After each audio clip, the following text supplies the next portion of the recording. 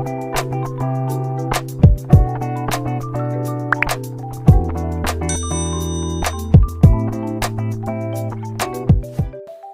teman-teman, di video kali ini kita akan belajar dengan media aplikasi pembelajaran yang bertema diagram batang. Mari kita buka terlebih dahulu aplikasi media pembelajaran yang bertema diagram batang yang sudah kalian install di HP kalian masing-masing.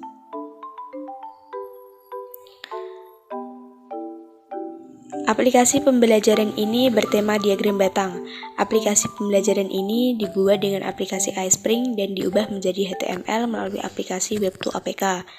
Aplikasi ini disusun oleh Putri Harisma Amalia dengan NIM 2020-33138 Universitas Muria Kudus.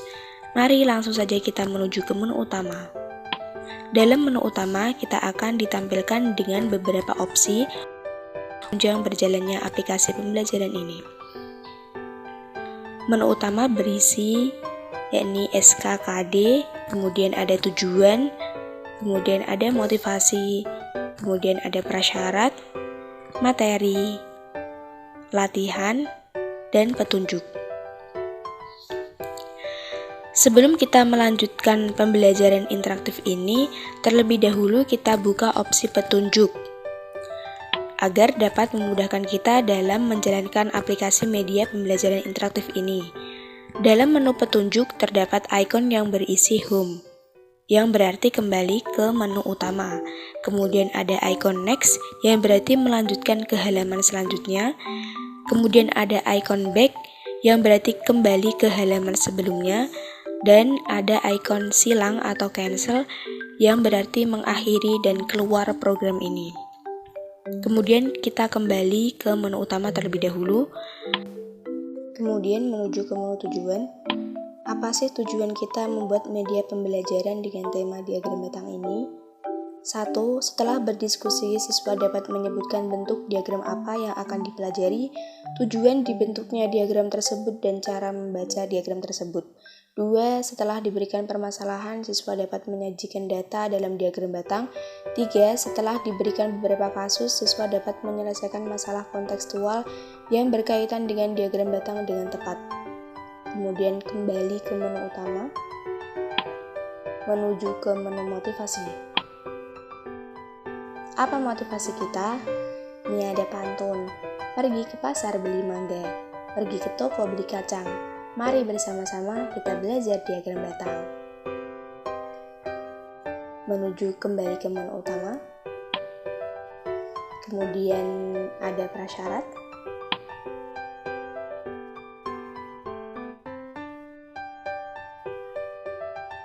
Dalam prasyarat ini, kita akan ditemani oleh teman kita yakni Olaf.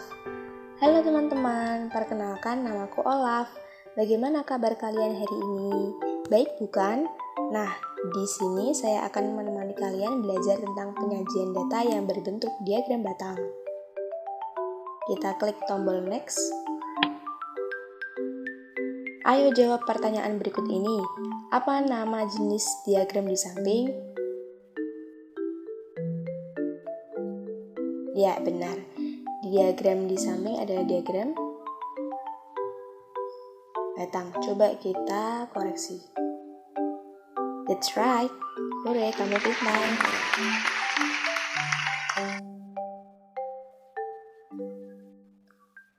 Kemudian, ayo ingat kembali bagian-bagian diagram batang. Sumbu mendatar pada diagram batang merupakan sumbu berbentuk horizontal yang menunjukkan nama objek atau data yang disajikan. Kemudian sumbu tegak pada diagram batang merupakan sumbu berbentuk vertikal yang menunjukkan jumlah data yang disajikan. Kemudian kita kembali ke menu utama. Ada opsi materi.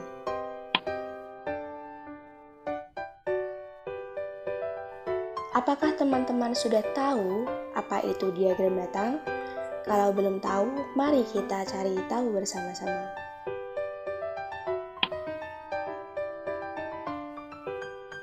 Pengertian diagram batang. Diagram batang adalah diagram yang menyajikan data dalam bentuk persegi panjang, tegak, ataupun persegi panjang mendatar yang sama besar dan terpisah. Penyajian data dalam bentuk diagram batang bertujuan untuk memudahkan perbandingan antara beberapa kumpulan data yang berbeda pada koordinat pertama atau absis, sering disebut sebagai koordinat X, suatu titik yang ditunjukkan pada garis tegak.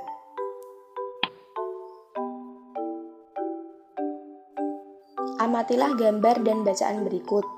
Guru matematika di kelas 5 membagikan hasil ujian matematika dan mendata nilai hasil ujian matematika siswa kelas 5B.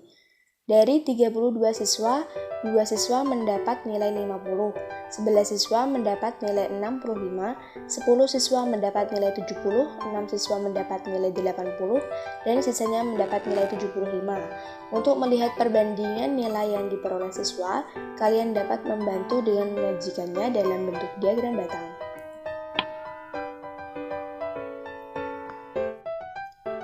Nah, diperoleh data tabel sebagai berikut. Nilai siswa 50 dengan frekuensi 2, nilai siswa 65 dengan frekuensi 11, nilai siswa 70 dengan frekuensi 10, nilai siswa 75 dengan frekuensi 3, nilai siswa 80 dengan frekuensi 6, dan dijumlah menjadi 32 frekuensi. Selanjutnya, mari kita ubah data tabel di samping menjadi diagram batang. Nah, berikut langkah-langkah membuat diagram batang. 1. Buatlah sumbu datar X dan sumbu tegak Y yang saling tegak lurus. 2. Sumbu datar merupakan sumbu berisi nilai hasil ulangan matematika. 3. Sumbu tegak merupakan sumbu berisi banyaknya siswa. 4. Gambarlah persegi panjang tegak untuk masing-masing nilai hasil ujian matematika sesuai dengan banyaknya siswa.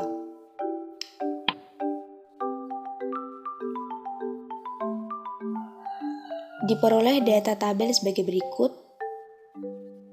Kemudian kita langsung membuat diagram batang. Nilai siswa 50 diletakkan di sumbu X dan frekuensi 2 diletakkan di sumbu Y. Dan nilai siswa 65 kita letakkan pada sumbu X dan frekuensi 11 kita letakkan pada sumbu Y. Nilai siswa 70 kita letakkan pada sumbu X, frekuensi 10 kita letakkan pada sumbu Y, dan 75 kita letakkan pada sumbu X, frekuensi 3 kita letakkan pada sumbu Y. Kemudian yang terakhir, nilai siswa 80 kita letakkan pada sumbu X, dan frekuensi 6 kita letakkan pada sumbu Y.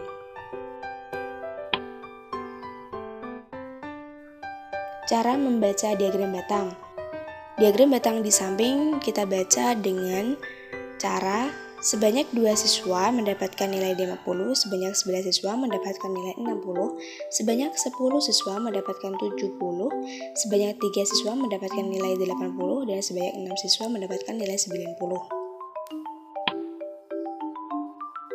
Kemudian kesimpulan dari materi berikut, diagram batang adalah grafik yang tersusun dari kolom berbentuk batang, persegi atau persegi panjang yang menunjukkan berbagai informasi.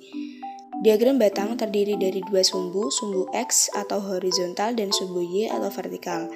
Adapun langkah-langkah yang perlu dilakukan dalam membaca diagram batang adalah sebagai berikut. 1. Membaca judul yang ada pada diagram batang terlebih dahulu, kemudian membaca bagian-bagian yang terdapat pada sumbu mendatar diagram, kemudian membaca bagian-bagian yang ada pada sumbu tegak diagram, dan yang terakhir membuat kesimpulan berdasarkan data pada sisi mendatar dan sisi tegak diagram. Kemudian kita kembali ke menu utama, menuju ke latihan soal. Latihan soal, klik di Start Quiz untuk memulai. Kuis nomor 1, perhatikan gambar berikut ini. Hasil ulangan matematika siswa kelas 5 SD Sukamaju. Pertanyaannya, banyak siswa yang mendapatkan nilai ulangan matematika 50 adalah, kita buka gambarnya terlebih dahulu. Dapat dilihat pada diagram batang berikut, nilai 50 berada pada frekuensi angka antara 6 dan 4. Berapakah angka tersebut? Ya, benar. 5. Coba kita cek. 5 orang. That's right, hore, kamu pintar. Kita lanjut ke soal kedua. Berikut ini adalah diagram batang jumlah ekspor bawang merah dari sebuah perusahaan selama 6 bulan berturut-turut. Pertanyaannya, pada bulan apa ekspor bawang terbanyak? Nah, kita buka gambarnya terlebih dahulu. Dapat kita lihat dari diagram batang tersebut, paling tinggi berada pada angka 70 ton. Nah, angka 70 ton itu pada bulan apa ya? Ya benar, April. Coba kita koreksi. That's right, hore, kamu pintar. Kita lanjut ke soal ketiga.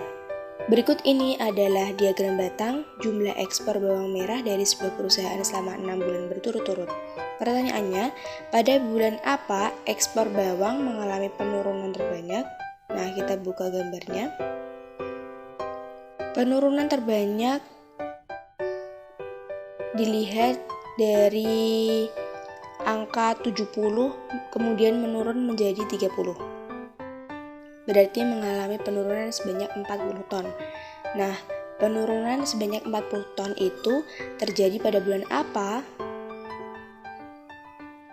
Ya benar, Mei. Coba kita koreksi. That's right, hore, kamu pintar. Kemudian kita menuju ke soal selanjutnya. Perhatikan gambar berikut. Berikut data hasil panen padi di Desa Sukamaju. Pertanyaannya, hasil panen padi di Desa Sukamaju pada tahun 2034 adalah, kita buka dulu diagram batangnya. Dapat dilihat dari data diagram batang tersebut, pada tahun 2034 kita mencapai berapa kilogram panen yang didapatkan? Ya benar, 1600 kg. Coba kita koreksi. That's right, hore, kamu pintar. Dan kita lihat nilai kalian. Selamat, kamu berhasil. Nilai kamu 100. Selamat belajar teman-teman. Kemudian kita kembali ke menu utama terlebih dahulu. Terima kasih sudah mengikuti media pembelajaran interaktif di video ini. Jangan lupa like, komen, dan subscribe. Jangan lupa like, komen, dan subscribe. Dan see you next video. Bye-bye.